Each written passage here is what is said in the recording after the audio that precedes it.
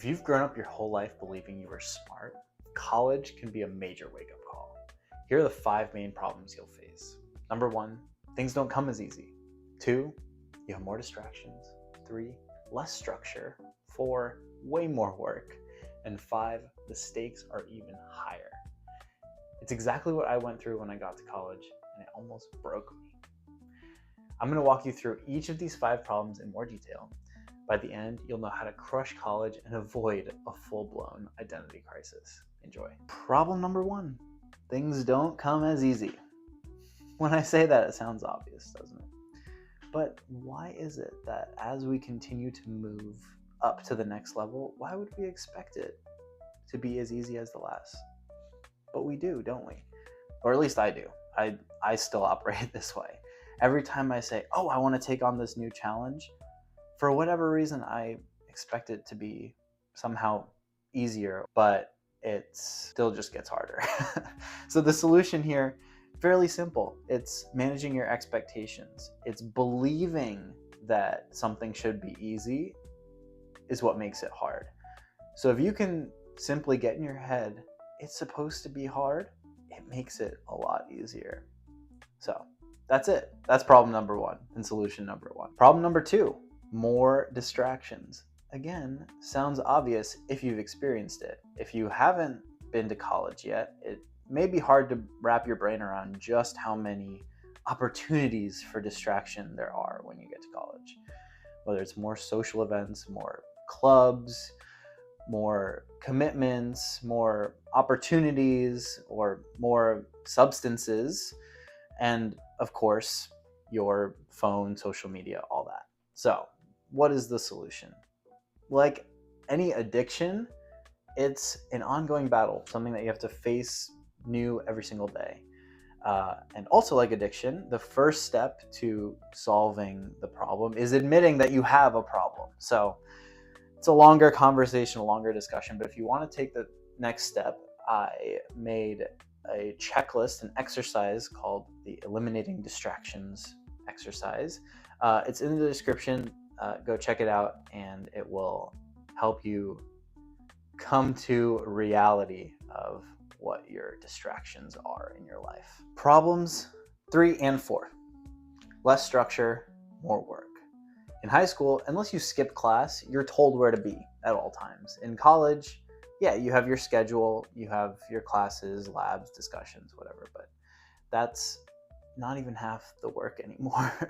Class time may introduce concepts, but now the real learning shifts to coming from doing the thing, doing specifically the tasks that get you closer to becoming a professional in whatever it is that you're doing and want to do.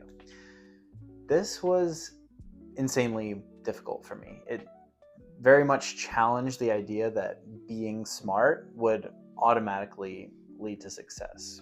Whereas in high school, I would be able to show up to class,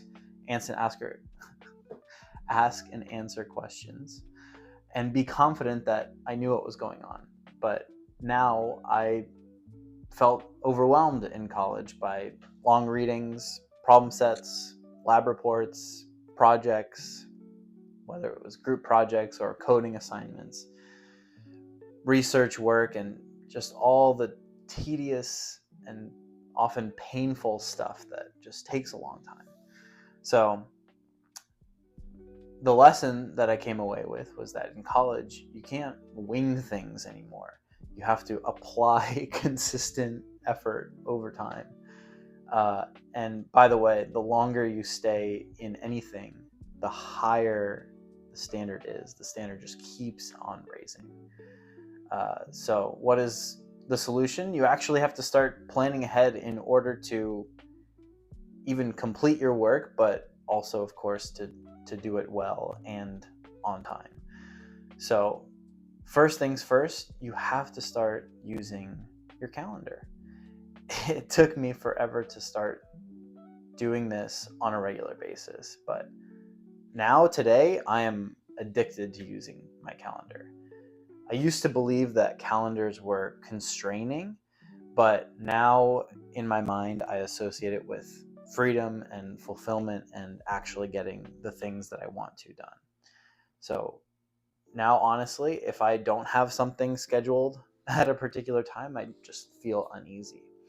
And the big unlock to viewing it as freeing rather than constraining is I think of my calendar as a journal. So I make my plan the day before or the week before, but retrospectively, then when I look back on my day, I treat it as what I actually did so that I can use it in the future as an audit on my time. And those big long projects, now if I have a big long project, I schedule big chunks of the day so that I can get into flow and get into some deep work. And then I also break apart the big projects into smaller chunks that feel more manageable based on what is the most important thing, what's the actual priority for getting that project done. And that allows for you to be both specific with what you're doing rather than this big, nebulous, overwhelming project, and forces you to focus on what are the actual key things that are going to be important to get this project done. So if you want more tools and in-depth training on how to use your time and calendar wisely, check out my private community, completely free. That link is also in the description. Number 5, higher stakes. Honestly, I didn't get this until it was too late. Going into college, having gotten into Duke, I shifted my focus to say, hey, I want to learn as much as I can. I want to grow. I want to explore. I don't want to obsess about grades the way that I did in high school. And, well, my grades reflected that. But in retrospect, I hated not getting the great grades that I was used to. It challenged my identity. And I hated, of course, also that it didn't feel as easy as it used to. So it was kind of a rock and a hard place. What do I do now? I don't like not getting great grades, but I didn't like wanting to put in the extra effort that required the great grades. But the real issue was that I went into it not realizing or not believing that the stakes were actually higher. I thought they were lower. I thought that my goal, my job of getting into a top 10 university, that was done, mission accomplished. And so after all the stress of getting into college was done, I had the notion that I could take it easy a little bit. Like I thought that was the whole point.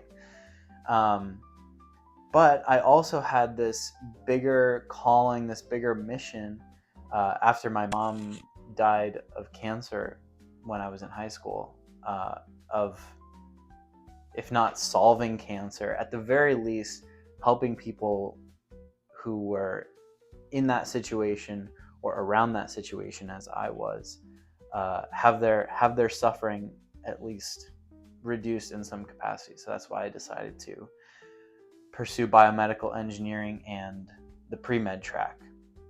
And so on paper, I was still on track to go to medical school, do the thing, but I didn't have the same level of intensity that I did as compared to when my mom first died, and that I had this massive pain and turning it into this calling of wanting to, again, solve cancer, whatever that meant in my mind at the time.